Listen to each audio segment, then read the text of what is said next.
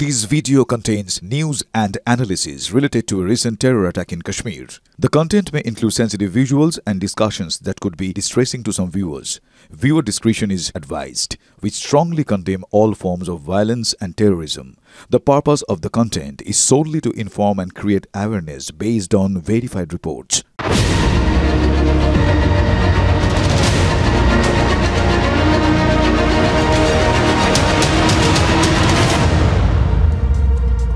দেখুন, আজকে শুরুটা একটা অভিজ্ঞতার কথা আপনাদের সাথে শেয়ার করব।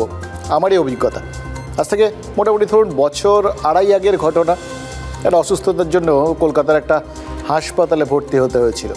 তো যে ভদ্রলোক রোজ খাবার দিয়ে যেতেন, একদিন দেখলাম যে একটু অন্য সময় এসে তিনি কুণ্ঠা ভরে দাঁড়িয়ে রয়েছেন। অদ্ভুত লাগলো, এরকম সময় তিনি সচরাচর আসেন না। তো জিজ্ঞেস করলাম কী হয়েছে। তো বললেন যে কিছু বলতে চান, একটা সাহায্য চান, যদি আমি কিছু মনে না করি তাহলে তিনি বলবেন। এবং বুঝতেই পারছেন যে হাসপাতালের স্টাফ, তিনি একজন রোগীর কাছে এসে কথা বলছেন এবং সাহায্য চাইছেন। এটা জানাজানি হলে তার অসুবিধা হয়ে যাবে, তাই জন্য বলে এটা যেন কাউকে না জানাই। তাই আমি বললাম হ্যাঁ, আপনি নিশ্চিন্তে বলুন। তো ভদ্রলোক বললেন যে তার বাড়ি দক্ষিণ 24 পরগনার একটা জায়গায়। তো সেখানে তার ভাই, তারা সব একসঙ্গে থাকেন আর কি। খুব দুস্থ পরিবার। তো ভাইয়ের নাম আবাসের তালিকায় উঠেছে। আবাসের তালিকায় নাম ওঠায় তারা অত্যন্ত খুশি হয়েছিলেন, কিন্তু মুশকিল হচ্ছে অন্য জায়গায়। এই আবাসের তালিকার প্রথম যে কিস্তির টাকাটা, সেটা যে মুহূর্তে হাতে এসে পৌঁছেছে, যে মুহূর্তে ভাই সেই টাকাটা হাতে পেয়েছেন, সেই মুহূর্তেই তার থেকে একটা বড় অঙ্কের টাকা, প্রায় পুরোটাই ওখানকার এক বড় তৃণমূল নেতাকে দিয়ে দিতে হয়েছে। এবার তিনি নিয়ে নিয়েছেন তো কোনো ব্যাপার না। টাকাটা যখন তিনি নিয়ে নিয়েছেন, তাই দিয়ে আর যা পড়ে আছে 2-4 টাকা, ওটা দিয়ে আর বাড়ি করতে হবে, যথারীতি বাড়ি হয়নি। এবার মুশকিলটা হয়েছে যে আরও একজন নেতা এসে বলেছেন যে তাকেও টাকা দিতে হবে। তো তিনি বলেছেন অমুককে তো টাকা দিয়েছি, বলে তাহলে তো আমি ঠিক যেখানে খবর দেওয়ার সেখানে খবর দিয়ে দেবো। এবার তারা এসে ছবি তুলে নিয়ে যাবে। তিনিও ছবি তুলে নিয়েছেন যে তোমার বাড়িতে তুমি কিস্তির প্রথম টাকা দিয়ে কিচ্ছু করোনি, এবার আবাসের টাকা নিয়েছো অথচ কিচ্ছু করোনি, তোকে তো এবার জেলে যেতে হবে। ভদ্রলোক পুরো আধমরা ভয়ের চোটে। তো তারা গিয়ে ওই যে ভদ্রলোককে প্রথমে টাকা দিয়েছিলেন তাকে গিয়ে বললেন যে আপনাকে আমরা টাকা ফেরত দিয়ে দিচ্ছি, আপনি দয়া করে ওই যে কটা টাকা আছে বাকি আর কি, সেগুলো নিয়ে আমাদের নামটা আবাসের তালিকা থেকে কেটে দিন। উনি বললেন তা তো হবে না, টাকা নিয়ে নিয়েছো। তো তখন তারা বললেন যে আমরা যে টাকাটা আপনাকে দিচ্ছি সেটাও নয়, ধার ধর করে এনে তুলে দিচ্ছি। যা প্রথম কিস্তির পুরো টাকাটাই আমরা ফেরত দিয়ে দিচ্ছি, কিন্তু আবাস থেকে আমাদের নাম কেটে দিন। আমরা ওই আবাসের টাকা নিতে চাই না।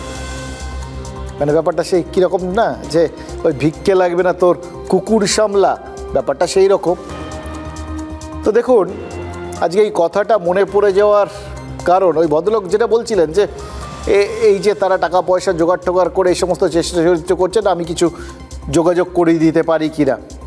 তো আমি কয়েকজন তৃণমূলের বড় সারির নেতা মন্ত্রীর সঙ্গে কথাও বলেছিলাম। তারা বলেছিলেন যে তাদের কাছে গেলে তারা সমস্ত সমাধান করে দেবেন। এটা মোটেই অভিপ্রেত ব্যাপার নয়।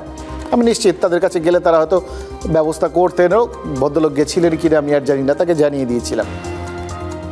এবার এই কথাগুলো, এই ঘটনাগুলো মনে পড়ে গেল, কারণ শিলিগুড়িতে এরকম একটা খবর হয়েছে। খবরটা যখন এলো আমি দেখেই ঝট করে 2.5 বছর পিছিয়ে গেলাম, জানেন তো। আর তখনই মনে হলো আপনাদের সাথে আজকে শেয়ার করব, কারণ এগুলোই হচ্ছে বাস্তব চিত্র। শিলিগুড়িতে কি হয়েছে জানেন? শিলিগুড়িতেও ওরকম একটা সরকারি গৃহ নির্মাণ প্রকল্পের টাকা নিয়েছেন, প্রথম পর্বের টাকা নিয়েছেন, কিন্তু বাড়ি তৈরি করেননি একটা বিরাট সংখ্যক মানুষ, এই অভিযোগটা উঠেছে। এবং এই কারণে 672 জনকে পুলিশ নোটিশ পর্যন্ত পাঠিয়ে দিয়েছে। দক্ষিণ 24 পরগনার ওই পরিবারের মতোই শিলিগুড়ির ওই 672টা পরিবার এখন আবাসের টাকা ফেরত দিতে মরিয়া। মানে তাদেরও ওই ভিক্ষে চাই না সিনড্রোম। শুধু যেটা জানি না সেটা হচ্ছে ওই দক্ষিণ 24 পরগনা যেরকম আবাসের টাকার ভাগ একজন তৃণমূল নেতা নিয়েছিলেন বলে অভিযোগ, বা আরেক তৃণমূল নেতা ভাগ দিতে চাপ দিয়েছিলেন বলে অভিযোগ, সেই রকম কোনো ঘটনা শিলিগুড়িতেও ঘটেছে কিনা।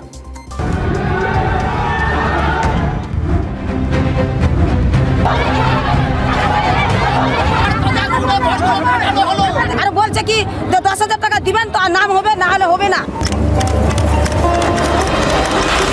সিংহাসনে নয়, তবে আবাস প্রকল্পের কল্যাণে বহু মন্দ লোক যে উড়ে গিয়ে ভালো বাড়িতে জুড়ে বসেছেন, এই অভিযোগ শুনতে শুনতে কান পচে গেছে। আবাসে দুর্নীতির ফিরিস্তি, অভিযোগ পাল্টা অভিযোগ, টাকা পয়সা নিয়ে কেন্দ্র রাজ্য চাপানুতর, মামলা মকদ্দমা এসব ঢের হয়েছে। কিন্তু শিলিগুড়িতে কি হয়েছে? আবাস প্রকল্পের টাকা বিলি বন্দোবস্ত হয়েছিল। শিলিগুড়ি পুরসভা এলাকায় টাকা বিলি হয়। 672 জন পেয়েছিলেন প্রথম কিস্তির টাকা। অভিযোগ টাকা পেলেও ইট গাঁথেননি একজনও। আবাসের নিয়ম মেনে সময় কাজ শুরু হয়নি। কিস্তির টাকা তাই ফেরত চেয়ে নোটিশ পাঠিয়েছে পুরসভা। নোটিশ পেতেই পুরসভায় ছুটেছেন কয়েকজন। আবাসের টাকা ফেরত দিচ্ছেন মানে মানে। হ্যাঁ, টাকা জমা দিয়ে দিন, আর সেই রিসিপ্ট কপি নিয়ে যাচ্ছি আজকে। हर किसी का सपना होता है अपना घर। নিম্নবিত্ত মানুষজন শখ আছে কিন্তু সাধ্য নেই। সরকারি প্রকল্পে নাম উঠেছিল, সরকারি টাকাও পেয়েছিলেন, কিন্তু আবাসের শর্ত মেনে বাড়ির ইট গাঁথলেন না কেন? গল্প দিয়েছি, আমি 800 টাকার বাড়ি ফেললাম, গর্ত করলাম, সব কিছু করা হচ্ছে। তারপরে এই টাকা 2 মাস 3 মাস পর পর আসবে, আমার ওই টাকাতে বাড়ি হবে। শিলিগুড়ি পুরসভা সূত্রে খবর যে 672 জনকে নোটিশ পাঠানো হয়েছিল, তাদের অনেকেই নাকি এখনও টাকা ফেরত দেননি।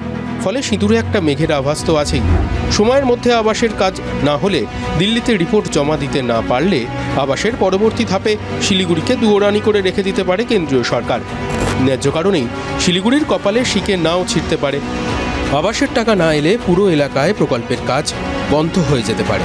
অতএব পুরসভার সামনে এখন একটাই চ্যালেঞ্জ, যারা টাকা পেলেও আবাসের কাজ শুরু করেননি তাদের কাছ থেকে টাকা ফেরত নেওয়া। আমি যেটা মেয়রকে বলেছি যে তাদেরকে ডেকে আলোচনা করে বা তাদেরকে একটু সময় দিয়ে যাতে টাকাটা হয় সে করুক বাড়ি, আর না হলে টাকাটা ফেরত দিতে ব্যবস্থা করে। যদি আমরা এটা ঠিক না ব্যবস্থা নিই, তাহলে আগামী দিনে নতুন কোনো প্রজেক্ট আসবে না বা নতুন মানুষরা কেউ পাবে না। টাকা আদায়ের পদ্ধতি নিয়ে তৃণমূল পরিচালিত পুর বোর্ডের সঙ্গে বামেদের মতপার্থক্য থাকতে পারে, কিন্তু একটা বিষয় দুই পক্ষই একমত, টাকা ফেরত চাই। প্রশ্ন হচ্ছে, এই যে 672টা পরিবারই টাকা পেয়েও হেলায় হারাতে বসেছে, টাকা খরচ করছে না, তাদের আবাসের প্রতি মোহভঙ্গ হলো কেন? সবারই কি মনে হলো টাকা যথেষ্ট নয়, নাকি টাকা খেলো কোনো নেপোয়ে?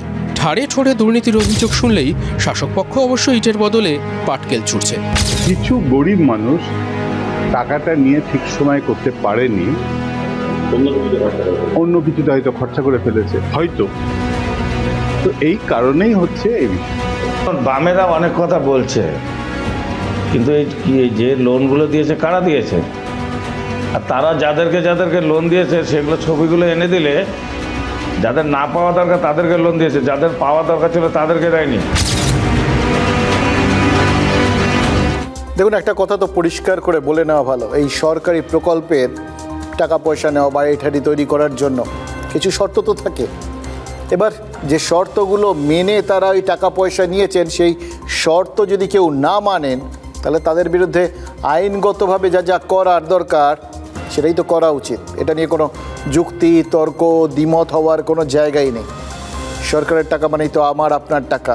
সেই টাকা যদি আমরা সঠিকভাবে খরচ না করি, তাহলে সরকারের দায়িত্ব যারা যারা সরকারি টাকা সঠিকভাবে খরচ করছে না, নয় ছয় করছে, তাদের বিরুদ্ধে ব্যবস্থা নেওয়া। কিন্তু মাঝখানে তো খালি একটা বিষয়ই খচখচ করছে। গরিব মানুষ তারা মরেন কি করে? পরিস্থিতির চাপে। এবার পরিস্থিতিটা কি? প্রবল দারিদ্র্যের জন্য কেউ অন্য খাতে টাকা খরচ করে ফেলেছেন, শুনলেন তো। এরকম যদি কিছু হয়, সেটা তারা শর্তভঙ্গ করেছেন, এটা ঘটনা, কিন্তু পরিস্থিতি বিচার করাটা দরকার। কিন্তু তার বাইরে একটা জিনিস তো আমরা দেখেছি, জানেন তো, গরিব মানুষ না চট করে টাকা মারে না। এইটা হচ্ছে গোটা দেশের একটা অদ্ভুত একটা নিয়ম। এই যে যত ব্যাংক ট্যাঙ্ক থেকে যা যা ওই ঋণ অনাদায়ী থেকে যায় না, তার ম্যাক্সিমামটাই বড় লোকদের। গরিব মানুষকে যদি আপনি ঋণ দেন, সে সেই টাকা যেভাবেই হোক শোধ করবে। যারা শোধ করতে পারে না, ওই বছরের পর বছর বিভিন্ন জায়গায় দেখবেন প্রচুর শ্রমিক, প্রচুর কৃষক তারা আত্মহত্যা করেন এই ধার শোধ করতে না পেরে। একটা অদ্ভুত গ্লানি, জ্বালা, লজ্জা, তার থেকে তারা জীবন দিয়ে দেন। যারা টাকা মারেন অ্যাকচুয়ালি, তারা কখনো এরকমভাবে উড়িয়ে দেন না গোটা ব্যাপারটা। তারা নিজেদের কখনো নিজেদের দোষী ঠাওরান না, জীবন দেওয়া তো ভুলেই যান। তাহলে প্রশ্নটা হচ্ছে যে এক্ষেত্রে অন্যরকম হচ্ছে কেন? গোটা ব্যাপারটার মধ্যে কি এটা বৈজ্ঞানিক চিন্তাভাবনার অভাব রয়েছে? যে টাকাগুলো দেওয়া হচ্ছে সে টাকাগুলো মানে যে কাজের জন্য দেওয়া সে কাজের জন্য সত্যিই কি উপযুক্ত নয়? ওই পরিমাণ টাকায় কি সত্যিই কিছু করা সম্ভব নয়? এটা একটা দিক, এটা তো একটা বাস্তব দিক, সেটা ভেবে দেখার দরকার আছে। আর আরেকটা, যদি সত্যিই কোনো নেপো এর মধ্যে দই মেরে থাকে তাহলে সেটাও তো উড়িয়ে দেওয়া যায় না। দেখুন, কেন্দ্রের টাকা রাজ্যে এলো, রাজ্যের টাকা আবাসের উপভোক্তার হাতে গেল, কিন্তু তারপর এমন কোনো হাত সেই টাকাটা ছো মেরে বা খাবলা মেরে তুলে নিয়ে গেল যার জন্য ওই টাকার ওপর যার কোনো অধিকারই নেই তার অ্যাকাউন্টে ঢুকে গেল ব্যাপারটা। বিষয়টা যদি এরকম হয়, এরকম কখনো কখনো যে হয় সেটা তো ওই বললাম আমার নিজের অভিজ্ঞতা। এরকম যে কখনো কখনো হয় সেটা তো আপনারাও দেখেছেন। আবাসের টাকা নিয়ে এর আগে তো দুর্নীতির প্রচুর অভিযোগ ছিল। অট্টালিকার মালিক তিনি আবাসের টাকা পেয়েছেন, মানে যার টাকা পাওয়ার কথা তিনি পাননি, যার টাকা পাওয়ার অধিকারই নেই তিনি পেয়েছেন। আবার যার টাকা পাওয়ার কথা নয় তিনি যার টাকা পাওয়ার কথা তার টাকাগুলোকে সব হাতিয়ে নিয়েছেন। এই সমস্ত তো হয়েছে, এই প্রচুর মানে বিভিন্ন রকম বেনিয়ম হয়েছে, যার জন্য তো একটা সময় এই আবাসে টাকা দেওয়াটা বন্ধ হয়ে গেছিল। এবার এরকম অভিযোগ উঠেছে, তো এর জন্য কেন্দ্র থেকে অনুসন্ধান টিম এসছে, জল আদালত পর্যন্ত গড়িয়েছে।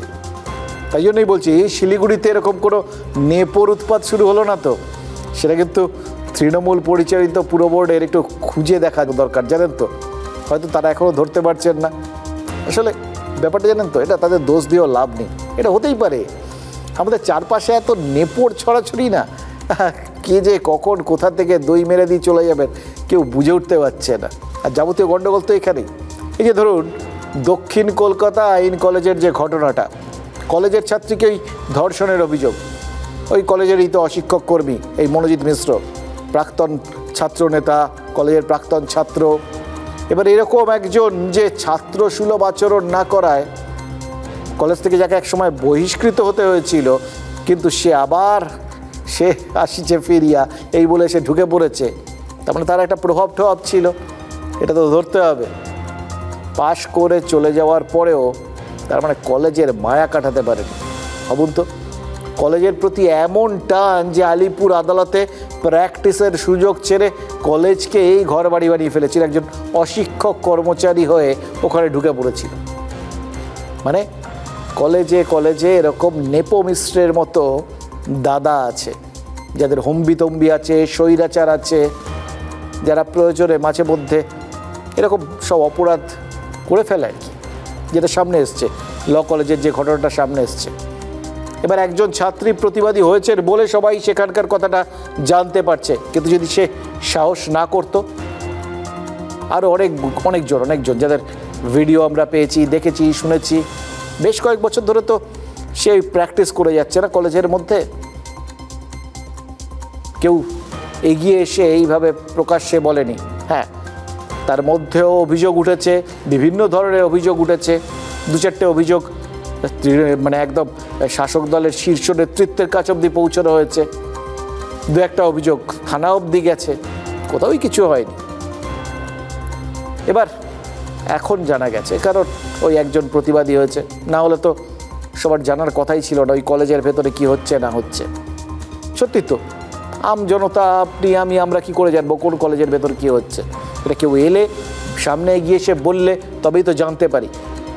কিন্তু সবাই তো আপনি নয়, সাধারণ মানুষ নয়, যাদের জানার কথা তারাও কি জানতেন না?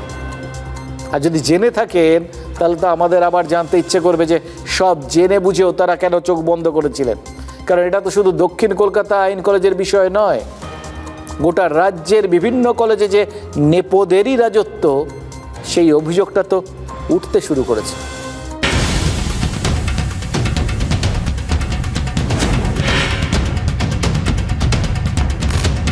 আরজি করের পর দক্ষিণ কলকাতা ল কলেজে গণধর্ষণের অভিযোগ। এক লহমায় বেআব্রু রাজ্যের কলেজ ক্যাম্পাসগুলো নিরাপত্তা। উঠে এসেছে ক্যাম্পাসে শাসক দাদার দাদাগিরি আর বহিরাগত প্রাক্তনীদের দাপটের একের পর এক কাহিনী। কসবাকাণ্ডের পর প্রাক্তনীদের আনাগোনা রুখতে কড়া পদক্ষেপ নিয়েছে যোগেশচন্দ্র চৌধুরী ল কলেজের ছাত্র সংসদ। পাশ করার পরের 5 বছর প্রাক্তনীদের কলেজে প্রবেশে নিষেধাজ্ঞা জারি করে নোটিশ দেওয়া হয়েছে। রাজ্যের মুখ্যমন্ত্রী যে কলেজে পড়াশোনা করেছেন সেই কলেজে। নতুন করে বিজ্ঞপ্তি জারি না হলেও কসবাকাণ্ডের পর সেই বজ্র আটুনির ছবিটাই দেখা গেছে রাজ্যের বেশ কিছু ক্যাম্পাসে। বাঁকুড়ার খ্রিস্টান কলেজের ক্যাম্পাস জুড়ে সিসিটিভি ক্যামেরা বসেছে।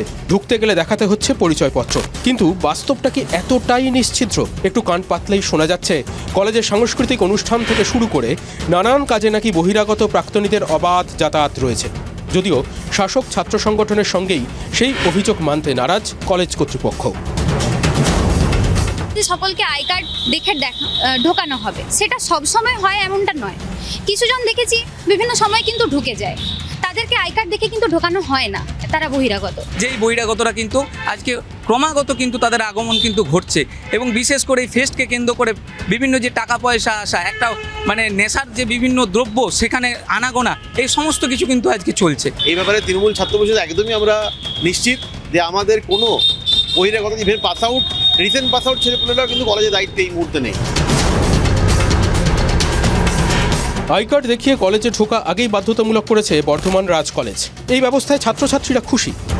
এটা আমাদের প্রত্যেক দিনই দেখাতে হয়, মানে আই কার্ড ছাড়া তো ঢুকতে দেওয়া হয় না, সেফটির জন্য এটা ভালো। তো এটা আমাদের প্রথম সেমিস্টার থেকে এরকমই চলে আসছে, সেহেতু ঠিক আছে, নর্মাল ব্যাপার এটা।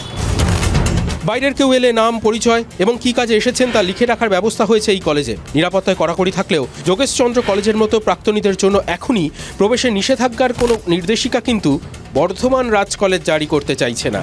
কেন? এই মুহূর্তে যেটা আপনারা বলছেন যে প্রাক্তনীদের ঢোকা একবারই বন্ধ করে দেওয়া হবে, যদি রাজ্য সরকার নির্দেশ দেয় আমরা মানতে বাধ্য, কিন্তু আমাদের এইখানে পরিস্থিতি এখনো সেই পর্যায়ে যায়নি। সাধারণ যারা স্টুডেন্ট ওদের জন্য আই কার্ড, টিএমসিপির নেতা যারা ওদের জন্য অথরিটির কোনো আই কার্ড ফাই কার্ড ওরা মানে না। যে ইলিগাল ইউনিয়নগুলো আছে তার সাথে কলেজের এই তোমার অথরিটির যে একটা নেক্সাস আছে, সেই নেক্সাসের জন্যই কিন্তু আউটসাইডার যারা তারা ক্যাম্পাসের ভিতর ঢোকার এই সাহসটা পাচ্ছে। কসবাকাণ্ডের পর রাজ্যের ক্যাম্পাসগুলোতে নিরাপত্তার কড়াকড়ির ছবি উঠে এলেও বিরোধী ছাত্র সংগঠনের অভিযোগগুলোও তো ফেলনা নয়। আই কার্ড দেখিয়ে ঢুকতে পারার মতো নিয়ম শুধুমাত্র সাধারণ ছাত্রছাত্রীদের জন্য। শাসক দলের ছাত্র নেতারা অবাধে ক্যাম্পাসে ঢুকে পড়ছে বলে এসএফআই নেতারা অভিযোগ করছেন। ক্যাম্পাসে প্রবেশে নিষেধাজ্ঞার বজ্র আটুনি আসলে সেক্ষেত্রে ফসকা গেরোই নয় তো। তাহলে কী দাঁড়াচ্ছে? নেপোদের রাজত্বে নেপোরা সবাই রাজা, এরকমই। দেখুন, কোথাও কোথাও কড়াকড়ি হচ্ছে, কিন্তু কিছু জায়গায় যে এখনও বহিরাগতদের যাওয়া আসাটা লেগেই আছে, সেই অভিযোগটাও তো উঠছে। দেখুন, এইটা দেখে আপনাদের মনে একটা প্রশ্ন উঠছে, আমি জানি আপনাদের স্বাভাবিকভাবেই জানতে ইচ্ছে করছে যে এই সমস্ত বহিরাগতরা কিসের জন্য এই কলেজে পড়ে থাকে, পাশ করেও কেন এরা ফিরে ফিরে কলেজে আসে? এরা কি মারাত্মক শিক্ষানুরাগী, প্রচুর পড়াশুনো করতে ভালোবাসে, মানে একবার পাশ করে বেরিয়েও মনে হচ্ছে না এখনও শেখাটা বাকি রয়েছে, আর একবার ঢুকে পড়ি, যতটা শেখা যায়। পড়াশুনো ভালোবেসে এরা কলেজে পড়ে থাকে। কলেজ এদের ছাড়লেও এরা কি সেই জন্যে কলেজকে ছাড়তে পারে না? এটা যদি হয় তাহলে এটা শিক্ষার কত বড় একটা বিজ্ঞাপন, কলেজগুলোর কত বড় একটা বিজ্ঞাপন, সেটা একবার ভেবে দেখুন। কিন্তু মুশকিল কি জানেন? দক্ষিণ কলকাতার আইন কলেজে যে নেপো দই মারত বলে অভিযোগ, সেই মনোজ মিশ্ররা কি কলেজে ভর্তির জন্য টাকা তুলতো, এই অভিযোগ তো উঠেছে। আর কত টাকা? এ ব্যাপারে মনোজিৎ নাকি এক কথার মানুষ, তার রেট নাকি একদম বাঁধা। কাছেই গড়িয়াহাট মার্কেট, তো হয়তো কেউ ওখানকার হিসেব টিসেব করে, ওখানে যেরকম অভ্যেস আর কি লোকজনে, অনেকেই ভাবতে পারে যে এখানে দরদাম করবেন, তাই ও একদম পুরো ফিক্সড রেটের একটা বোধহয় একটা বোর্ডটা নিয়ে দিয়েছিল মনোজিৎ। দক্ষিণ কলকাতার আইন কলেজে ভর্তির জন্য এই মনোজিৎ মিশ্র এবং তার বাহিনীর রেট নাকি 2 লক্ষ টাকা, এই অভিযোগই উঠেছে। প্রথমে কলেজে ভর্তির পরীক্ষা হতো, তারপর হতো কাউন্সেলিং, আর তখনই নাকি কলকাঠি নাড়া শুরু করতে এই মনোজিৎ। এই কলেজে ভর্তির জন্য নাকি স্থানীয় কাউন্সিলর বা বিধায়কের সুপারিশও কোনো সময় নাকি কাজ হতো না, কারণ কলেজে তো মনোজিতের স্বায়ত্তশাসন চলে। সেখানে শুধু একটা সুপারিশই কাজ করে, ফেলো করি মাখো তেল, করি ফেললেই শিক্ষা লাভের সুযোগ নিশ্চিত করে দিত এই মনোজিৎ মিশ্র। ক্রিমিনালদের শাসন ব্যবস্থা কায়েম করা হয়েছে, ক্রাইম সিন্ডিকেট কায়েম করা হয়েছে। তার সে কলেজ ছেড়ে দিয়েছে 10 বছর আগে, এখনও তারা ক্যাম্পাসের ভেতরে গিয়ে ইউনিয়ন রুম দখলে রেখে নিজেদের শাসন ব্যবস্থা কায়েম করেছে। ম্যাঙ্গো থেকে ট্যাঙ্গো সব কটা হচ্ছে এই সব কেসে ইনভলভ। ভাইস প্রিন্সিপালদের কিছু করার নেই এখানে, আপনি বুঝেন না, এর ইশারাতে কাজ হয়। এ পুরো হিন্দি সিনেমা, এখানে সিকিউরিটিদের ইশারায় বলে বেরিয়ে যান। কলেজের ভেতরে ভিডিও শুট হয়েছে, সেই ভিডিও হচ্ছে দিয়ে মেয়েদের ব্ল্যাকমেল করা হচ্ছে, অথরিটি খতিয়ে দেখুক। শঙ্কুদেব পান্ডা এক সময় টিএমসিপির বড় নেতা ছিলেন, এখন বিজেপি নেতা অবশ্য। তো যাই হোক, ছাত্র নেতা যখন তখন গোটা বিষয়গুলো নিশ্চয়ই আরও ভালোভাবে জানবেন। সুতরাং ওদের কথাকে আমরা গুরুত্ব দিচ্ছি, বোঝার চেষ্টা করছি। আসলে কিছু কিছু জিনিসটা বোঝা যায় না, জানেন তো। মানে ধরুন বিভিন্ন কলেজে, গোটা বাংলার কলেজগুলোতে যে এই ছাত্র সংসদ নির্বাচন, সেটা তো দীর্ঘদিন বন্ধ। ফলে ছাত্র ইউনিয়ন নেই, ছাত্র সংসদ নেই, ছাত্র সংসদ নেই, নির্বাচন বন্ধ, কিন্তু ছাত্র নেতারা কি করে তাহলে রয়ে গেল, এই সহজ সত্যটা আমরা কেউ বুঝতে পারবো না। এবং শুধু রয়ে গেল না, ওই নির্বাচিত ইউনিয়নের মতো এই বহাল তবিয়তে তারা কিভাবে ছড়ি ঘোরাতে থাকলো, যাবতীয় ক্ষমতা উপভোগ করতে থাকলো, এটাও আপনার আমার মাথায় ঢুকবে না। কিন্তু এই সমস্ত অভিযোগ তো আসছে, শুধুই না, তার সাথে তো আরও কত অভিযোগ আসছে। দেখুন, এই অভিযোগ যদি সত্যি হয় তাহলে তো বুঝতে হবে এই মনোজিৎ হলো ঝানু মৌলে, মানে ওই মৌলে তো যারা ওই মধু সংগ্রহ করতে সুন্দরবনে যায়, মানে একদম তারা এক্সপার্ট, জানেন তো। মৌলেরা অসংখ্য মৌচাকের মধ্যে কোন চাকে কেমন মধু হবে সেটা একদম দেখেই বুঝে ফেলে। মনোজিৎ তো অভিজ্ঞ মানুষ, তাই হয়তো বুঝতে পেরেছিল কলেজ তাকে ছাড়লেও তার কলেজকে ছাড়া চলবে না। অনেকটা ওই হাম ছোড়া লেকিন কমলি নেই ছোড়তির মতো ব্যাপার। এই সে যাই হোক, একটা বিষয় তো পরিষ্কার, সে মধুটা ঠিক বুঝে গেছিল, মৌচাকটাও কি সেটাও বুঝে গেছিল।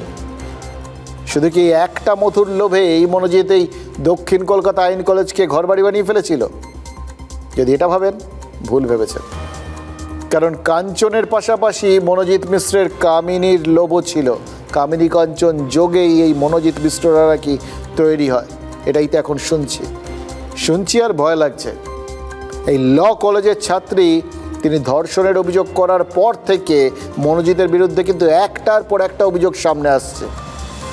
আমরাই আপনাদের দেখিয়েছিলাম কীভাবে দক্ষিণ কলকাতার কলেজের পাশের একটা ফাঁকা ফ্ল্যাটে এই কলেজেরই এক ছাত্রীকে নিয়ে গিয়ে মনোজিৎ যৌন নির্যাতন করেছিল এবং তার ভিডিও তুলে রেখেছিল। মনোজিতের তোলা সেই ভিডিও এমনই যে আমরা দেখানো যায় না আর কি, সোজা কথায়। সেই ভিডিও এরকম কিন্তু বহু ভিডিওর একটা, বহু ছাত্রী এই অভিযোগ এখন করছেন। আজকেই এক ছাত্রী অভিযোগ করেছেন, জানেন তো, আজ থেকে বছর 2 আগে কলেজের এক পিকনিকে মনোজিৎ নাকি তার শ্লীলতাহানি করেছিলেন, ধর্ষণের চেষ্টা করেছিল মনোজিৎ। অনেক কষ্টে সেদিন তিনি মনোজিতের হাত থেকে নিজেকে বাঁচাতে পেরেছিলেন। তার মানে দক্ষিণ কলকাতা আইন কলেজে শুধু কাঞ্চন নয়, মনোজিৎ মিশ্রের যাবতীয় লোভ মহিলাদের প্রতিও ছিল। কাঞ্চনাস্ত কলেজে ভর্তি করে দেওয়ার বিনিময়ে আর কলেজে ভর্তি হওয়া মেয়েদের এক্সপ্লয়েট করে, তাদের ক্ষতি করে নিজের বিকৃত মানসিকতাকে তুষ্ট করত এই মনোজিৎ। যত সময় গড়াচ্ছে নরাধম মনোজিতের নোংরা কারবার ক্রমশ সামনে আসছে। একেবারে স্ট্র্যাটেজি করে নাকি কুকুরটি করে বেড়াতো মনোজিৎ ওরফে ম্যাঙ্গো। আইন কলেজে ভর্তি হলেই নবাগত ছাত্রীদের ওপর মনোজিতের কুনজর পড়তো বলে অভিযোগ। বিয়ের প্রস্তাব দিয়ে মনোজিৎ বলতো রানী করে রাখবো। ছাত্রী প্রত্যাখ্যান করলেই জোর জবরদস্তি শুরু করতো মনোজিৎ। ছাত্রীকে ধর্ষণ করে ভিডিও তুলে রাখতো, ভিডিও দেখিয়ে ব্ল্যাকমেল করে বারবার ধর্ষণ করত। ছাত্রীর মা, বাবা, বয়ফ্রেন্ডকে খুনের হুমকিও দিত বলে অভিযোগ। খাস কলকাতায় বসে নারী নির্যাতন করে চললেও মনোজিতের কুকীর্তিতে বিন্দুমাত্র ছেদ পড়েনি। কসবার কলেজের ছাত্রী তার অভিযোগপত্রের প্রতি শব্দে নৃশংস নির্যাতনের বর্ণনা করেছেন। এবার TV9 বাংলার কাছে তাঁর অভিজ্ঞতা শেয়ার করলেন আরও এক নির্যাতিতা, মনোজিতের আরও এক শিকার। 2023 সালে প্রথম বর্ষের এক ছাত্রীকে বিয়ে করার প্রস্তাব দিয়ে ধর্ষণের চেষ্টা করেছিল মনোজিৎ মিশ্র। রুমের মধ্যে ঢুকে কিছু না বলা মাত্রই তিনি দরজাটা বন্ধ করে দেন, ছিটকিনি আটকে দেন। তারপরের থেকে শুরু হয় জোর জবরদস্তি। পুরো চোখের সামনে ধাঁধানো অন্ধকার ছিল। যতক্ষণে আমার জ্ঞান ফেরে ততক্ষণ আমি দেখতে পাই যে আমার জিন্স যেটা সেনে ধস্তাধস্তি করে খোলার চেষ্টা করছিল সেটা তিনি অলরেডি খুলে ফেলেছেন। যৌন অঙ্গের মধ্যে আমি লাস্টে লাথি মারি, তখন সে আহত ওই লেভেলে হয় যে আর তিনি পেরে উঠলেন না। ওই তরুণী নিজেকে কোনো রকমে বাঁচান, কিন্তু তারপরেও তাকে হুমকির মুখে পড়তে হয়েছে বলে অভিযোগ। যে তোকে আমি বিয়ে করতে চাই, তোকে আমি একেবারে রানীর মতন রাখবো, আমাদের অ্যাডমিশনের দিন থেকে নাকি আমার উপরে তার চোখ। যেটা শুধু আমি না, বিভিন্ন মেয়েদেরকে এরকম বলা হয়েছে। হওয়ার পরে তিনি রীতিমতো অ্যাসিড অ্যাটাক, আমার বাবাকে, আমার বোন যে ক্লাস 5-এ পড়ে, আমার বোনের স্কুলে রাতা পাতা সবকিছু যিনি আমাকে বলেছিল যে অনাথ করে দিতে, কিন্তু আমার 2 মিনিট সময় লাগে। তৃণমূল ছাত্র পরিষদের সাসপেন্ডেড নেতা প্রান্তিক চক্রবর্তী কি বলছেন? নির্যাতনের অভিযোগ বারবার উঠেছে মনোজিতের বিরুদ্ধে। আমি ল কলেজ সম্বন্ধে অনেক কমপ্লেন করেছিলাম, কিন্তু আবার বেশি কমপ্লেন করলে হয়ে যায় হচ্ছে কমপ্লেন কিড, রাজনীতি কম বুঝি। তা আজকে শুনতে হয়েছে আমাকে ব্যঙ্গ মনোজিৎ মিশ্র, তার এগেন্স্টে আমি সাধারণ ছাত্রছাত্রীরা একাধিক কমপ্লেন। অভিযোগ হলো, অথচ ব্যবস্থা হলো না কেন? এই মেয়েগুলোর ভিডিও করে রেখে তাদেরকে শারীরিকভাবে শোষণ করা হতো বছরের পর বছর, এবং সেটা কি শুধু মনোজিতরাই করতো, নাকি মনোজিতদের মাথায় যাদের হাত তাদের কাছেও এই মেয়েদেরকে জোর করা হতো বা বাধ্য করা হতো, পাঠানো হতো? আমি আপনাদের আর্জি করব, স্ট্রিং অপারেশন করুন। আপনারা দেখতে পাবেন এই ধরনের বহিরাগত ছেলে বা কলেজের পাস আউট, তারা এই অত্যাচার করে চলেছে তৃণমূলের নেতাদের দয়ায়। আদালতে জমা দেওয়া নথিতে মনোজিৎকে প্রভাবশালী তকমা দিয়েছে পুলিশ। কসবার কলেজের নির্যাতিতার গণধর্ষণ মামলায় মনোজিতের বিরুদ্ধে আরও 6টা ধারা যোগ করেছে পুলিশ, যার মধ্যে অপহরণের ধারাও রয়েছে। তারপরেও একটা প্রশ্ন উঠছে, নরাধমের দ্রুত শাস্তি নিশ্চিত করতে পারবে তো কলকাতা পুলিশ? দেখুন, গত কয়েকদিন ধরে বারবার ভাবছিলাম, জানেন তো কি আলোচনা করছি আপনাদের সামনে, কোন কোন কথাগুলো আপনাদের সামনে তুলে ধরছি। এটা বাড়ির সবাইকে নিয়ে আপনারা বসে এগুলো দেখছেন, আতঙ্কিত হচ্ছেন। এর থেকে অন্য খবর দেখানো কি ভালো ভেবেছি, বিশ্বাস করুন। কিন্তু তারপরে ভেবেছি যে এই নরাধামরা যে চারপাশে ঘুরে বেড়াচ্ছে, সেটা তো আমরা যদি খবর না দেখাই সেটা মিথ্যে হয়ে যাবে না। এটা তো আছে, বরঞ্চ এদের সম্পর্কে সচেতন করার জন্যই এদের একটু চেনা জানা উচিত।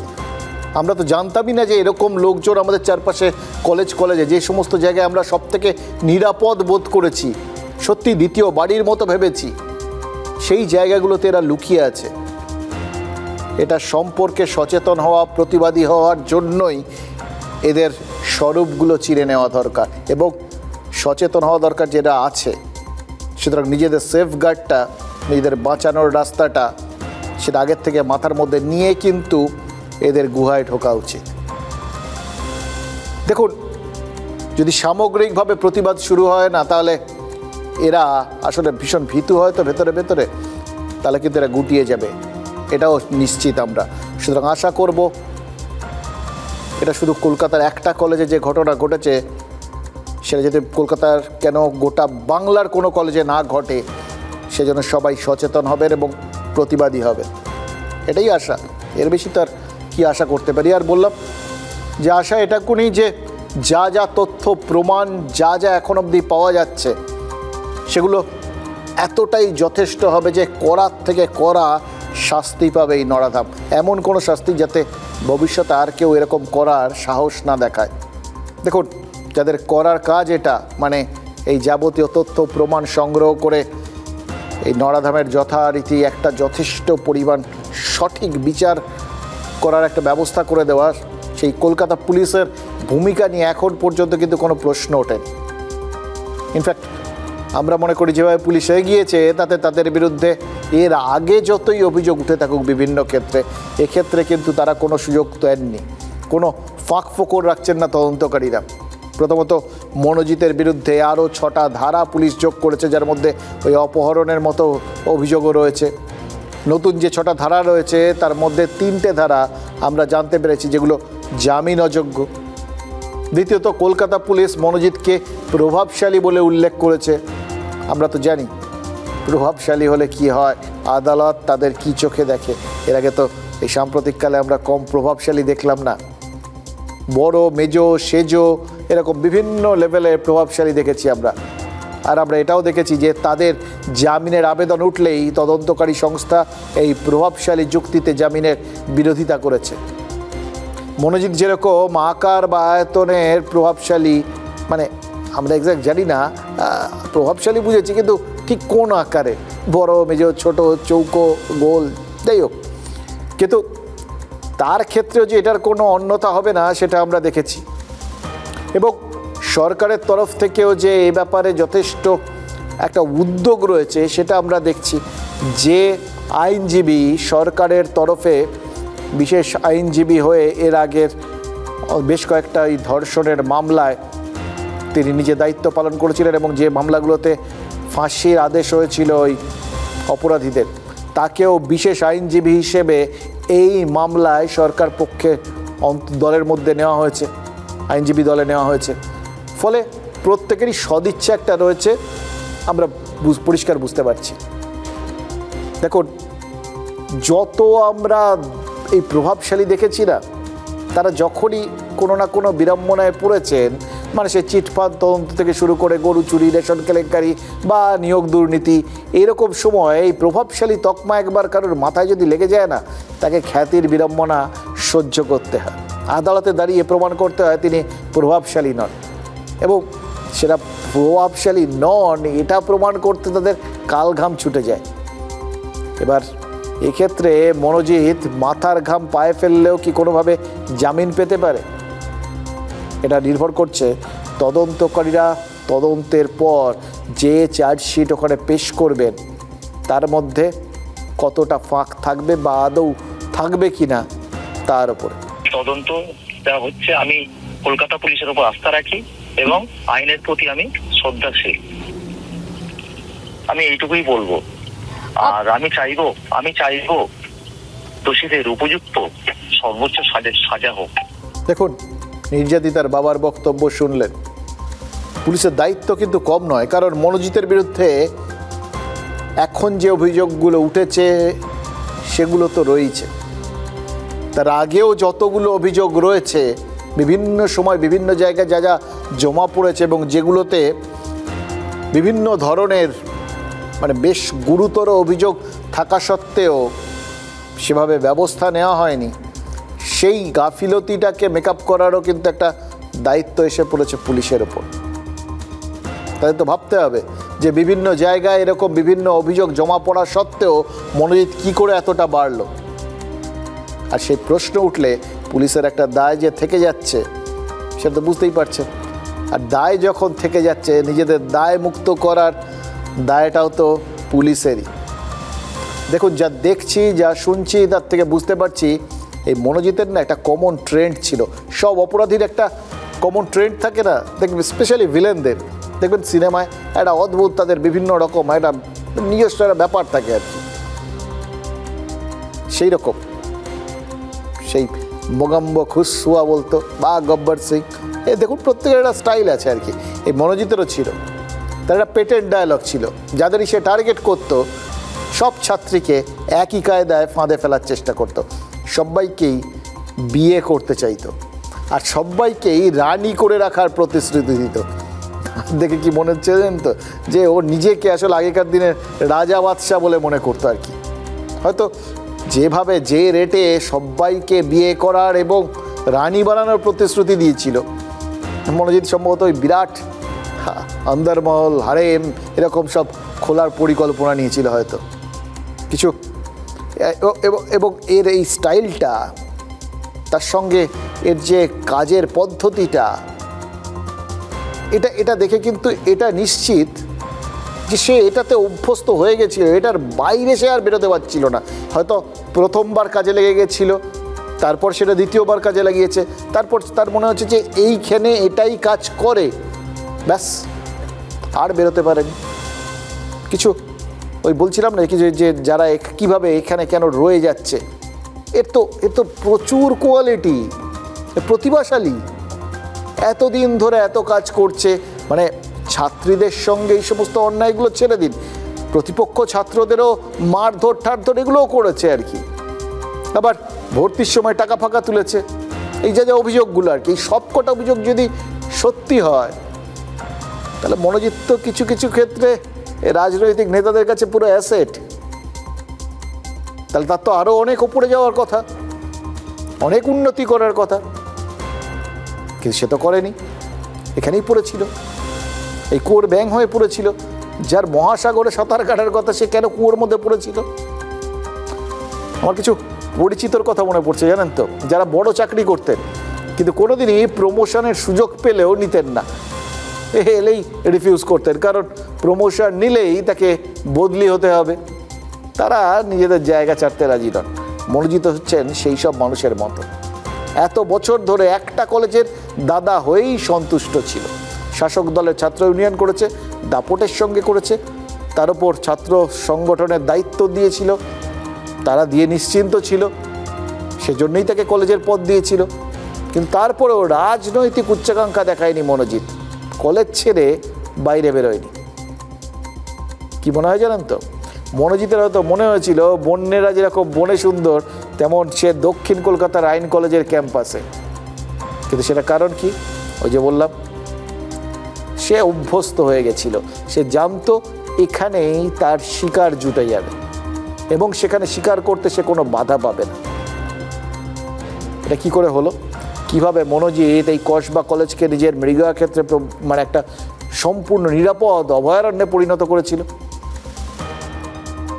দেখুন, সবাই তো বলছে, মানে যারা তার এই অন্যায় আচরণের শিকার বা তৃণমূলের ওই সাসপেন্ডেড নেতা প্রান্তিক, সবাই বলছে মনোজিতের কীর্তিকলাপ সবাই না জানলেও কেউ কেউ তো জানতেন, এবং এই কেউ কেউ জানা সত্ত্বেও মনোজিৎ যে নিজেকে এতদিন বাঁচিয়ে রাখতে পেরেছিল সেটা এমনি এমনি হয়নি। কি করে হলো?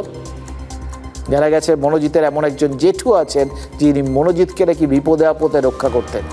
এবার সেই জেঠু মনোজিতের রক্তের সম্পর্কের কেউ নন, কিন্তু রাজনৈতিক সম্পর্কে নাকি ঘনিষ্ঠ। মনোজিতের সেই জেঠু, মানে এখন যাকে জানা যাচ্ছে, তিনি তৃণমূলের বিধায়ক এবং দক্ষিণ কলকাতার ল কলেজের পরিচালন সমিতির সভাপতি অশোক দেব। এবার অশোক দেব এই মুহূর্তে এতটাই দুর্দণ্ড প্রতাপ কিনা, বা তিনি নিজে পুরো বিষয়টা জানতেন কিনা, অথবা তার প্রচ্ছন্ন মদত যদি থেকেও থাকে, যদি আদৌ থেকে থাকে, তাহলে তার পেছনে কারণ কি, কোন জিনিসটায় তিনি তাকে ছাড় দিয়েছিলেন, এগুলো পরের প্রশ্ন। এতগুলো তথ্য, ফোন রেকর্ড, এ সমস্ত যখন তদন্তকারীরা বার করতে পেরেছেন, কিছু থাকলে তারা সেটাও বার করে ফেলবেন। আমরা শুধু বোঝার চেষ্টা করছি যে শুধু একজনই নাকি এর বাইরেও কিছু রয়ে গেল।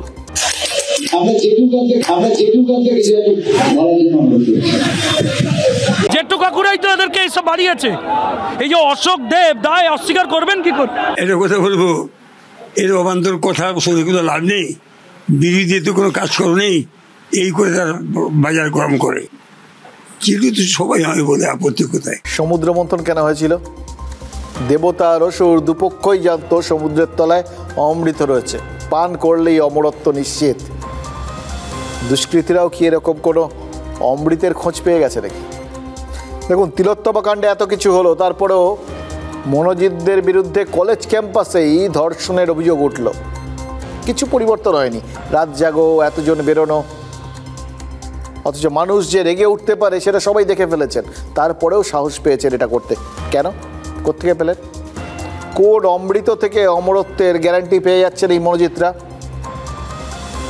আচ্ছা, অমৃত মানে কি কোনো নেতার ছত্রছায়া, যে কোনো একজন পার্টিকুলার নেতা, নাকি আসলে নেতার ব্যাপারটাও সেরকম বড় কিছু না? দলের ছাতাটার একটা অবয়ব মাথার ওপর থাকলেই, বা ছাতাটা মাথার ওপর থাকলেই যথেষ্ট। সোজা কথায় আরও স্পষ্ট করে বললে, কারোর কাছে কি তৃণমূল করাটাই, এই যা খুশি তাই করার লাইসেন্স, পাসপোর্ট, কেউ কিচ্ছু করতে পারবে না, এটাই কি অমরত্ব? দুষ্কৃতীরা যে অমরত্বের স্বাদ পেয়ে গেছে, ওই অমৃতের স্বাদ চেখে দেখে ফেলেছে, সেটা তো বুঝিয়ে দিচ্ছে কালীগঞ্জ। একটা জায়গায় না, আমরা চারপাশ থেকে বোঝার চেষ্টা করছি, কোনোটা কিন্তু বিচ্ছিন্ন নয়, হয়তো ঘটনার দিক থেকে আলাদা, কিন্তু কোথাও গিয়ে একটা আরেকটার সাথে সম্পর্কযুক্ত। ভোটের আগেই বোমা আর অস্ত্রশস্ত্র উদ্ধারের নির্দেশ ছিল, অনেকদিন আগের থেকেই সেটা মুখ্যমন্ত্রী দিয়েছিলেন। সে নির্দেশ তারপরে বারবার ওখানকার বিরোধী দলগুলোর অবজারভারকে জানানো, পর্যবেক্ষককে জানানো যেখানে প্রচুর বোমা মজুত হয়েছে, সেগুলো উদ্ধার করার জন্য আরতি। এই যাবতীয় কিছুতে মানে মুখ্যমন্ত্রীর নির্দেশ বা বিরোধীদের আরতি আর্জি, তাতে কতটা কাজ হয়েছে, কতটা মুখ্যমন্ত্রীর নির্দেশ পালন হয়েছে, সেটা তো বুঝিয়ে দিয়েছে তামান্নার লাশটা।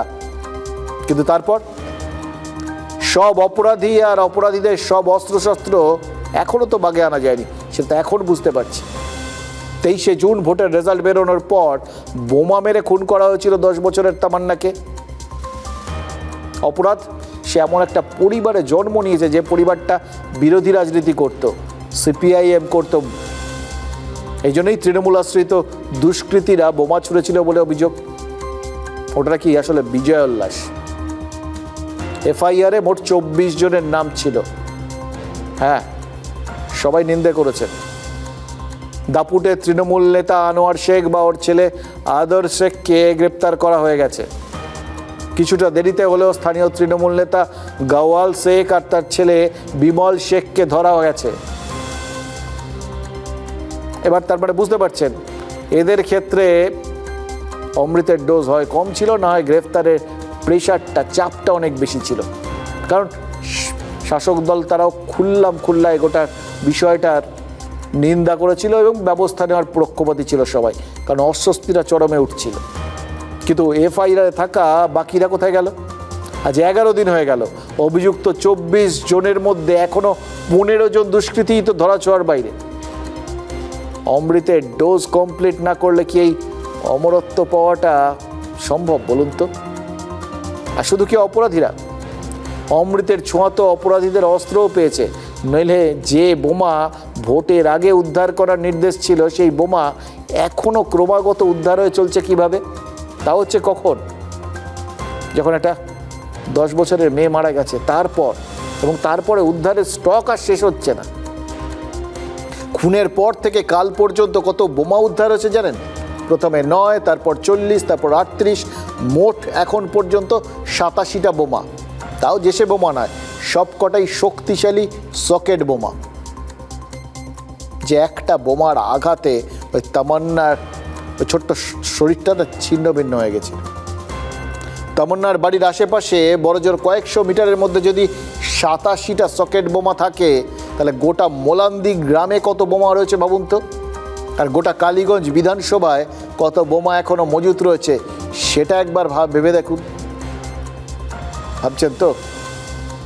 এর পরের প্রশ্নটা হলো, এরপরে গোটা বাংলায় কত বোমা রয়েছে সেটা ভাবতে হবে। অদ্দূর আর ভাবছি না।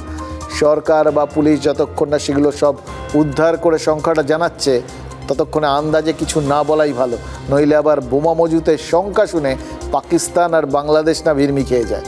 আমার মায়ের 10 দিন শেষ হয়ে যাচ্ছে, 11 দিনে পড়ছে আমার মা। তো এখন পর্যন্ত ক্রিমিনালরা সব তো ধরা পড়েনি, কাউলকে ধরেছে, ধরে মানে স্টপ হয়ে গেছে। আর পুলিশ ভাবছে যে ওদের দায়িত্ব শেষ। এই যে 100 বার বলার পরেও ওই বোমাগুলো প্রায় 100টার কাছে বোমা উদ্ধার হয়েছে। তো ওই বোমা যদি আমি না বলতাম তাহলে উদ্ধার করতো না। তামান্নাকে মেরেছে, তো তাই জন্য তামান্নার মা এত লড়াই করে যে বোমা তুলুন, আর কোনো বাচ্চাকে মারা যাবে না। তো তামান্না ভালো যদি সুস্থ থাকতো, তো এই বোমাগুলা কি করতো, কাদেরকে মারতো? বাড়ির কাছাকাছি এতগুলো, তবু কিন্তু ওদের বাড়ি খোঁজা হয়নি, আশেপাশে যে রেখেছে তো সেগুলো গেছে। আর এখনো যদি পুরো মানে প্রত্যেক বাড়ি বাড়ি চেক করা হয়, যদি পার্টির মেন লোকের বাড়ি চেক করা হয়, তাহলে আরো যে কত পাওয়া যাবে সেগুলো মানে ভাবা যায় না। এখানকার পুলিশ বাধ্য হয়ে কয়েকজনকে গ্রেপ্তার করেছে, বাঁচানোর চেষ্টা করেও পারেনি। তামান্নার পরিবার আজও ভীত সন্ত্রস্ত। তাদের আশঙ্কা তাদের উপরে আবার হামলা হতে পারে, কারণ দুর্বৃত্তের দল, তাদের কয়েকজন দুর্বৃত্ত ধরা পড়লেও বাকি শয়তান যারা আছে তারা ঘুরে বেড়াচ্ছে। আচ্ছা, একটা কথা বলুন তো, কেউ ধরা পড়ে আর কেউ কেন ধরা পড়ে না? তাহলে কি ওই অমৃতের ডোজে তারতম্য থাকে নাকি প্রথম থেকেই করা থাকে? কে কত বড় সম্পদ তার উপরে গোটা বিষয়টা নির্ভর করে, কে কতটা অমৃতের স্বাদ পাবে। দেখুন, কালীগঞ্জের ঘটনা সেই প্রশ্নটা আপনাদের মনের মধ্যে তুলছে, খড়গপুরও তুলতে পারে। ওই বয়স্ক বাম নেতা অনিল দাসকে প্রকাশ্যে পিটিয়েছিলেন তৃণমূল নেত্রী বেবি কোলে। দেখুন, উনি বাম নেতা, প্রাক্তন বাম নেতা, আদৌ বাম নেতা, কিছু এসে যায় না, একজন বয়স্ক মানুষ প্রতিবাদ করেছিলেন। তার জন্য তাকে ধরে রাস্তার মধ্যে ফেলে পেটানো হয়েছিল, তার মুখে চোখে রং মাখিয়ে দেওয়া হয়েছিল। পিটিয়েছিলেন কে? বেবি কোলে তৃণমূল নেত্রী। গায়কের সাথে তবলায় যোগ্য সঙ্গতের মতো মার ধরে যোগ্য সঙ্গত করেছিলেন আরও 3 মহিলা তৃণমূল কর্মী। সবাই কিন্তু অধরা, পুলিশ কাউকে খুঁজে পায়নি। এদেরও বিরুদ্ধে কিন্তু এর আগে অভিযোগ ছিল, এবং বেবি কোলের বিরুদ্ধে যাবতীয় অভিযোগ তুলেছেন ওখানকার তৃণমূল কাউন্সিলর বা ওখানকারই তৃণমূল নেতৃত্ব। এবং তারা সবাই কিন্তু এই বৃদ্ধ ভদ্রলোককে সার্টিফিকেট দিচ্ছেন, এটা বুঝিয়ে দিচ্ছেন, বলে দিচ্ছেন যে উনি এইরকমই মানুষ, অন্যায় করেননি, এক সহনাগরিকের পাঁচিল ভেঙে দেওয়ায় প্রতিবাদ করেছিলেন। এই তো। এবার কেন সাধারণ মানুষ প্রতিবাদ করতে ভয় পাবে, বা তা কেন সাধারণ মানুষের প্রতিবাদ করা উচিত না, প্রতিবাদ করলে কি হবে, সেটা বুঝিয়ে দিতেই কি ওই বৃদ্ধ ভদ্রলোককে প্রকাশ্যে বেবি কোলে ধরে পিটিয়েছিল। তারপর কি হয়েছে? দল তড়িঘড়ি শোকজ করেছিল, উত্তর দেওয়ার জন্য সময় দেওয়া হয়েছিল 72 ঘন্টা। এটা 30 জুনের ঘটনা, সেদিনই এফআইআর হয়েছিল। আজ 2রা জুলাই, মানে 48 ঘন্টা পেরিয়ে গেছে, কিন্তু দলকে উত্তর দেওয়ার সময় ওটা এখনও পেরোয়নি। শোকজের উত্তর দেওয়ার সময় কাল পর্যন্ত আছে। তাই পুলিশও কি সময় করে গ্রেফতার করে উঠতে পারেনি? দুটোর মধ্যে কোনো লিঙ্ক আছে নাকি? কতক্ষণে জবাব দেন তারপর ব্যবস্থা নেওয়া হবে, এরকম কেউ বলেছে নাকি? এর অন্য একটা কারণও থাকতে পারে। তৃণমূল যতই শোকজ করুক, শোকজটা কাকে করেছে? একজন তৃণমূল নেত্রীকেই করেছে। এবার আগুনে হাত দিলে হাত পোড়ানোর ভয় পাচ্ছে নাকি পুলিশ? এই বেবির বিরুদ্ধে ছিনতাই, বলপূর্বক বাধা দেওয়ার পাশাপাশি বিএনএসের 109 নম্বর ধারাও তো দেওয়া হয়েছে, মানে খুনের চেষ্টার ধারা, জামিন অযোগ্য ধারা। দেখুন, পুলিশ যদি খোঁজ না পায় তাহলে তো অন্য কথা, কিন্তু পুলিশ যদি দুবার সামনে পেয়েও ছেড়ে দেয় তাহলে তো প্রশ্ন উঠবেই। এটাও তো এক্ষেত্রে তাই হয়েছে বলে অভিযোগ। শোনা যাচ্ছে এখন পর্যন্ত খড়গপুর টাউন থানায় অন্তত 2বার গেছেন বেবি। প্রথমবার ওই অনিলবাবুর অভিযোগের পর পাল্টা অভিযোগ জানাতে, আর দ্বিতীয়বার গতকাল পুলিশের সঙ্গে কথা বলতে। তার মানে গত 2 দিনে বেবি কোলেকে হাতের সামনে পেলেও হাত করা পরানোর রিস্ক নেয়নি পুলিশ। ওখানেই অমৃতের গুণ। কে অমৃত খাচ্ছে আর কেই বা খাওয়াচ্ছে, বুঝতে আর কিছু বাকি আছে আপনাদের? বলুন তো। इस साइड मैं रहता हूँ, उस साइड वो रहता है, तो ये इस बाउंड्री वाल को क्या किया, अभी तोड़ दिया 10 दिन 23 तारीख को लेकर ही जो है झंझट हुआ है, और इसी को लेकर के अनिल दास को मारना पड़ा। क्यों मेरा कोई मदद नहीं कर रहा था, हम दादा का पास गया, क्यों सबका गरीब का देखता है, किसी से कोई 1 रुपए लेता नहीं है दादा। যে অপরাধ করেছে সে থানায় গিয়ে চা খেয়ে এসছে বসে, এফআইআর করার আগেই গিয়ে টিএমসির নেতা প্রদীপ সরকার পৌঁছে যাচ্ছে, কি এফআইআর হবে সে লিখে দিচ্ছে। এই ধরনের মহিলাদেরকে আমরা সময় থেকে আলাদা করবো, আর যারা যে ছোট লোক নেতারা এই মহিলাদেরকে তৈরি করেছে এবং তার পিছনে দাঁড়িয়ে আছে তাদেরকেও এক্সপোজ করবো। বেবি কোলে ওনার বিরুদ্ধে এফআইআর করা হয়েছিল, কিন্তু এখনো অধরা। প্রশ্ন হচ্ছে যে শাসক নেত্রী বলেই কি অধরা? সে তো কার্তিক মহারাজও অধরা। সুতরাং একজন যদি অধরা থাকেন তাহলে আরেকজনও অধরা থাকতে পারে, মানে একটা প্যারিটি রাখা হচ্ছে। কিন্তু তৃণমূল নেত্রীকে যাতে না ধরা হয় সেটাকে জাস্টিফাই করার জন্যই কি কার্তিক মহারাজকে ছেড়ে রাখা হচ্ছে? মানে যে ভুলটা বেবি কোলের ক্ষেত্রে পুলিশ করছে সেই একই ভুল কি বিজেপি ঘনিষ্ঠ কার্তিক মহারাজের ক্ষেত্রেও করছে? এটা বলে কি তৃণমূল পুলিশকেই সন্দেহের তালিকায় ফেলে দিল?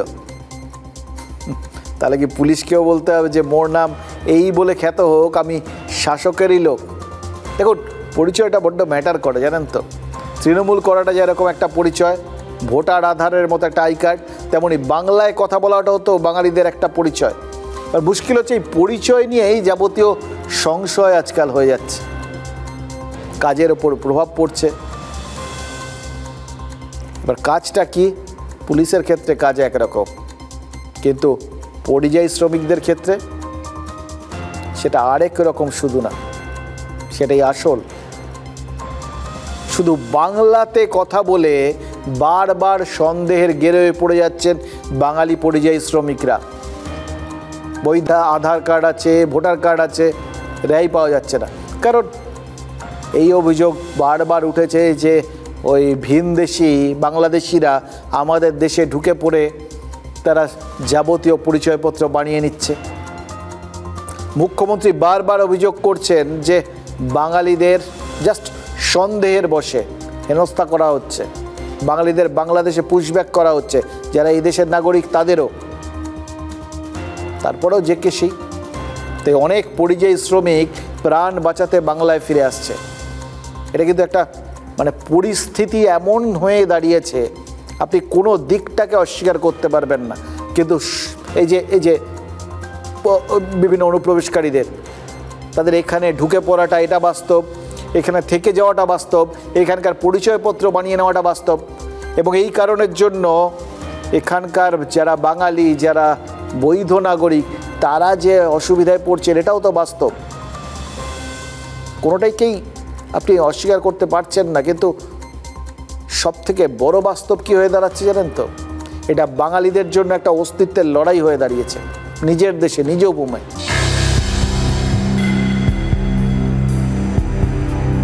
পেটের টানে ডায়মন্ড হারবার থেকে গুজরাতে ছুটেছিলেন নিয়ামত আলী শেখ, সঙ্গে স্ত্রী, মেয়ে। গুজরাতের সংগ্রামপুরায় থাকতেন। স্বামী স্ত্রী দুজনেই কাজ করতেন। একজন টেলারিংয়ের কাজ করতেন, অন্যজন জরির কাজ। গুজরাতের স্কুলে পড়তো মেয়ে সুমাইয়া। মোটের ওপর চলছিল। হঠাৎই বিনা মেঘে বজ্রপাত। এপ্রিলে পহেলগাঁও হামলার পরই দেশজুড়ে বাংলাদেশি খোঁজা শুরু হয়। গুজরাতের শহরে শহরে ধরপাকড় শুরু হয়। মহাবিপাকে পড়েন বাঙালি পরিযায়ী শ্রমিকরা। বাংলাদেশি সন্দেহে বাঙালিদের ওপর অত্যাচার শুরু হয়। 7 বছরের পরিযায়ী পাট চুকিয়ে ডায়মন্ড হারবারে ফিরে আসেন নিয়ামত। কাজ খুঁজবেন কি?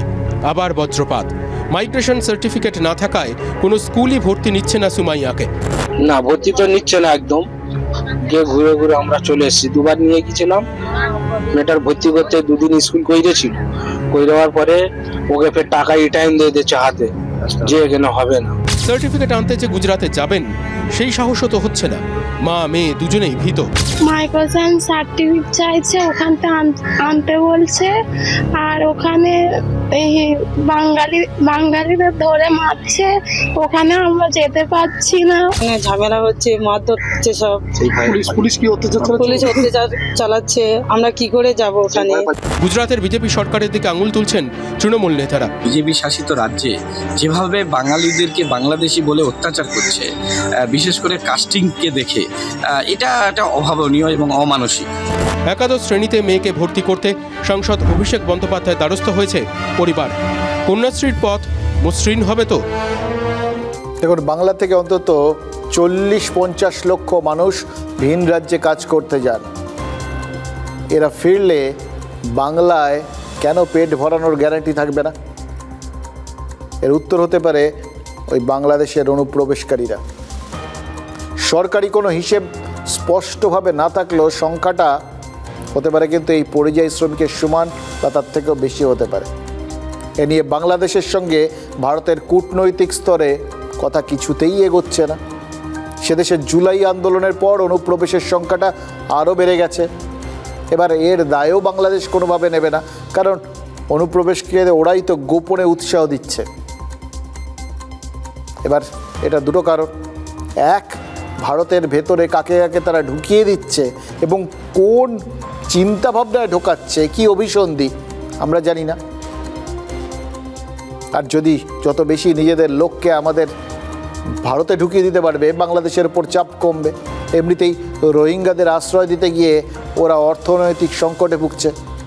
তাই বাংলাদেশের থেকে তো কোনো রকম সদর্থক ভূমিকা আশা করাটাই বৃথা। আসলে বাংলাদেশ কি চাইছে জানেন তো? ভারতের ক্ষতি করতে চাইছে। এই উপমহাদেশে ভারতের ক্ষমতা খর্ব করার যে একটা খেলা শুরু হয়েছে তার শরিক হতে চাইছে, যে খেলাটায় আর দুই খেলোয়াড়ের নাম চীন আর পাকিস্তান। রাজীব গান্ধীর উদ্যোগে ৮এর দশকে তৈরি হয়েছিল সার্ক, উপমহাদেশ ও দক্ষিণ পূর্ব এশিয়ার দেশগুলিকে নিয়ে তৈরি সংগঠন। ১৯৮৫ সালে যার প্রথম আসর বসেছিল বাংলাদেশে, আর ২০১৪ সালে শেষ আসর বসেছিল নেপালে। ২০১৪ থেকে সন্ত্রাসের বিরুদ্ধে কড়া পদক্ষেপ শুরু করে ভারত। সন্ত্রাসবাদী রাষ্ট্র পাকিস্তানের সঙ্গে কূটনৈতিক যোগাযোগ কমিয়ে ফেলা হয়। ২০১৬ সালে ইসলামাবাদের সার্ক সম্মেলনে যোগ দেয়নি ভারত, নেপাল ও পাকিস্তানও আগ্রহ দেখায়নি। তারপর থেকে সার্ক সম্মেলন আর হয়নি।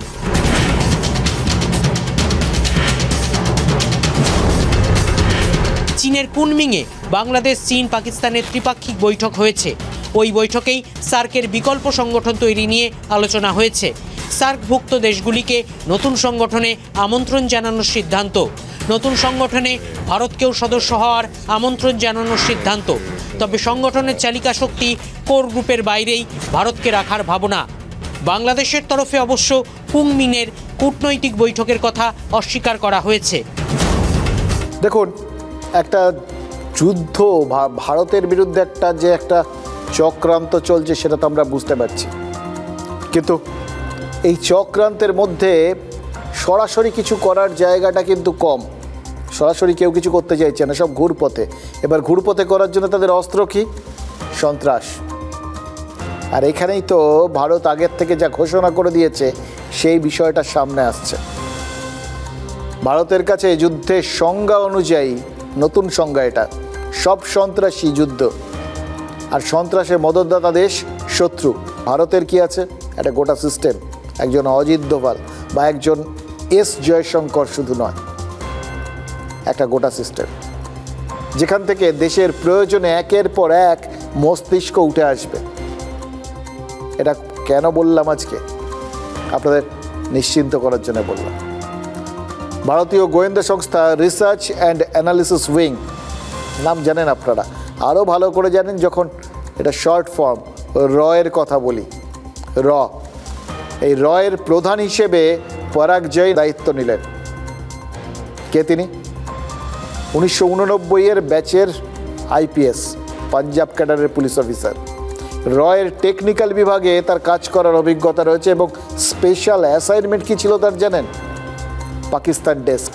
মানে পাকিস্তানের কোথায় কোন জঙ্গি মাদ্রাসা রয়েছে, জঙ্গি মাদ্রাসার ঠিক কোন ঘরে সন্ত্রাসের মাথারা ঘুমোয়, পাকিস্তানের সেনাঘাঁটির কী অবস্থা, সেখানে নড়বড়ে কে, কার সঙ্গে কার গণ্ডগোল, কে প্রয়োজনে বিশ্বাসঘাতকতা করে, ক্ষমতা কীরকম, পাকিস্তানের বিমানে জ্বালানি, সেরা ট্যাঙ্কে ডিজেল আছে কিনা, পাকিস্তানের আদৌ পরমাণু অস্ত্র ভাণ্ডার আছে কিনা, থাকলে কোথায়, এই সমস্ত কিছু, এই সমস্ত তথ্য সংগ্রহ করাটাই রয়ের পাকিস্তান ডেস্কের কাজ এবং পরাগ জৈন সেই কাজে সিদ্ধহস্ত। অপারেশন সিঁদুরের পরিকল্পনা এবং বাস্তবায়নের সাথে সরাসরি যুক্ত ছিলেন তিনি। তার ফলাফল তো দেখছেন। ইনফ্যাক্ট রয়ের এই মুহূর্তে একমাত্র প্রধান যার সরাসরি অপারেশনে কাজ করার অভিজ্ঞতা রয়েছে। তার মানে ভারত আরও একজন অজিত দোভালকে আজ সামনে নিয়ে এলো। আর এটা মনে রাখবেন, অপারেশন সিঁদুর কিন্তু শেষ হয়নি, স্থগিত রয়েছে। So again, to reiterate, the response will be fierce and it will be punitive. आधुनिक तकनीकों का ऐसा मायाजाल बनकर आएगा, हर मिसाइल का हमला तुझ पर तेरा काल बनकर आएगा, हर सैनिक तेरी मौत बनेगा और तुझे सिंदूर के माने समझाएगा। क्या धर्म है भारत की सेना का, ये भारत का हर फौजी तुझको बतलाएगा। और इसके लिए तैयारी अभी भी जारी है और अब की तैयारी पहले से ज्यादा भारी है।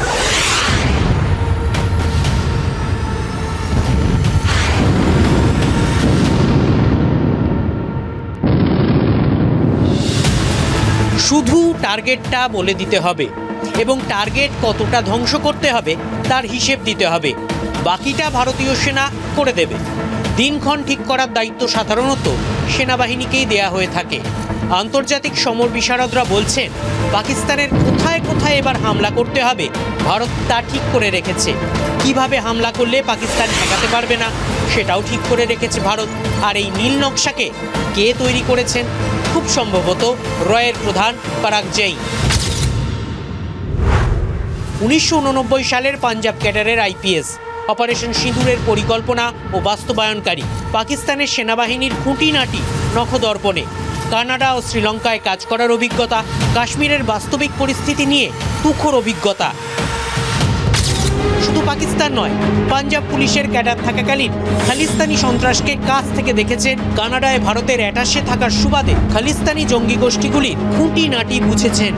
2022-এ শ্রীলঙ্কায় অভ্যন্তরীণ অসন্তোষের সময় সে দেশে রয়ের স্টেশন চিফ ছিলেন। কোন পদক্ষেপ করলে ভারতের ভবিষ্যতে সুবিধা হবে সেই সম্পর্কে নিখুঁত রিপোর্ট পাঠিয়েছিলেন। তারও আগে অনুচ্ছেদ 370 বিলোপের আগে থেকে কাশ্মীরে ছিলেন। মাটি কতটা তেতে রয়েছে সেই রিপোর্ট দিল্লিতে নিয়মিত পাঠিয়েছেন এবং অনুচ্ছেদ 370 বিলোপের পর কাশ্মীরে আগুন জ্বালানোর পাক অপচেষ্টাকেও ভারত রুখেছে পরাগ জৈনের রিপোর্টের ভিত্তিতেই। দেখুন, গোয়েন্দা সংস্থাগুলোর, বিভিন্ন দেশের যে গোয়েন্দা সংস্থাগুলো আছে তার বাকি কাউকে আপনারা চিনবেন না, জানবেন না, শুধু প্রধানের মুখটা জানা যায়। এই চেনাটাও কিন্তু একটা বার্তা, আর যেটা চেনা যায় না সেটার মধ্যে আরও বড় বার্তা লুকিয়ে থাকে। গোটা বিশ্বে দেখুন যে গোয়েন্দা সংস্থাগুলো বিভিন্ন দেশের রয়েছে, সেটা আমেরিকার সিআইএ হোক বা কেজিবি হোক রাশিয়ার, বা মোসাদ হোক ইসরায়েলের, বা আইএসআই হোক পাকিস্তানের, যে এদের সঙ্গে সমান তালে পাল্লা দিতে পারে বা প্রয়োজনে তাদের ছাপিয়েও যেতে পারে, এই রয়ের মুখ হিসেবে এরকম একজনকে বেছে নিয়ে বোধহয় সেই বার্তাটাই গোটা বিশ্বের সামনে তুলে ধরা হলো। তার কারণ এটা সন্ত্রাসের যুগ, আর সন্ত্রাসের বিরুদ্ধে লড়াই করতে সব থেকে বেশি যে জিনিসটা লাগে সেটা হচ্ছে কাউন্টার ইন্টেলিজেন্স। সুতরাং এই নতুন মুখ এটাই হয়তো বুঝিয়ে দিচ্ছে রক্তবীজরা এখনও নির্মূল হয়নি, কিন্তু তাদের নির্মূল করার ব্যবস্থাও হচ্ছে।